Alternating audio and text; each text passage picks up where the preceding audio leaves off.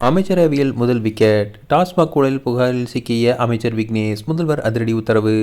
தமிழக அமைச்சரவையில் இடம்பெற்றுள்ள மதுவிலக்கு மற்றும் ஆயத்தீர்வைத்துறை விக்னேஷ் பல்வேறு சர்ச்சைகளில் சிக்கியுள்ளதை அடுத்து அவரை பதவியிலிருந்து நீக்க முதல்வர் தீவிர ஆலோசனையில் ஈடுபட்டுள்ளதாக தகவல்கள் வெளியாகியுள்ளன. அமைச்சர் விக்னேஷ் மீது எழுந்துள்ள தொடர் குற்றச்சாட்டுகள் குறித்து தீவிர விசாரணை மேற்கொள்ளுமாறு மாநில உளவுத்துறை ஐஜி அசரா கார்க்கிடம் தமிழக முதல்வர் ரகசிய உத்தரவு பிறப்பித்ததாக கூறப்படுகிறது. இந்த அமைச்சரை பற்றிய குற்றச்சாட்டுகள் குறித்து விசாரணை நடத்தி வலுவான ஆதாரங்கள் இருந்தால் அவற்றை என்னிடம் ஒப்படையுங்கள். இது மிகவும் ரகசியமானது என முதல்வர் கண்டிப்பாக உத்தரவை பிறப்பித்திருப்பது கோட்டை வட்டாரத்தில் பெரும் பரபரப்பை ஏற்படுத்தியுள்ளது. முன்னாள் அமைச்சர் செந்தில் பாலாஜியின் காலத்தில் இயங்கி வந்த கரூர் கம்பெனி குழுவினர் தற்போது மதுவிலக்கு அமைச்சர் விக்னேஷை தங்களுக்கு சாதகமாக இயக்கி வருவதாக கூறப்படுகிறது. கோவை மாவட்டத்தில் டாஸ்மாக் பார்கள் மற்றும் FL2 பார்களிலிருந்து பெருமளவு மாமூல் வசூலிக்கப்படுவதாகவும் அதற்கு அமைச்சர் ஆதரவாக செயல்படுவதாகவும் புகார்கள் எழுந்துள்ளது. முறையான ஆவணங்கள் இல்லாவிட்டாலும் குறிப்பிட்ட நபர்களை சந்தித்து பணம் கொடுத்தால் காவல்துறையின் தடையில்லா சான்றிதழ் NOC பெற்று தரப்படுவதாக தெரிகிறது.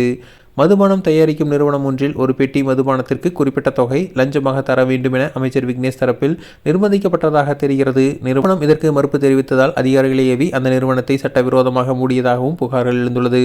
குற்றச்சாட்டுகள் அனைத்தும் ஆதாரங்களுடன் முதலமைச்சரின் மேசைக்கு சென்றுள்ளதாகவும் கட்சியின் மூத்த தலைவருடன் இதுகுறித்து முதல்வர் ஆலோசித்ததாகவும் கூறப்படுகிறது. இதன் விளைவாக தற்போதைய அமைச்சரவையிலிருந்து விக்னேஷ் விரைவில் நீக்கப்படலாம் அல்லது பதவி மாற்றம் செய்யப்படலாம் என அரசியல் வட்டாரங்கள் தெரிவிக்கின்றன. தமிழக அரசின் மதுவிலக்கு மற்றும் ஆயத்தீர்வு துறையில் நிகழ்ந்துள்ள இந்த சூழல் ஆளும் தரப்பின் பெரும் அதிர்வலைகளை ஏற்படுத்தியுள்ளது.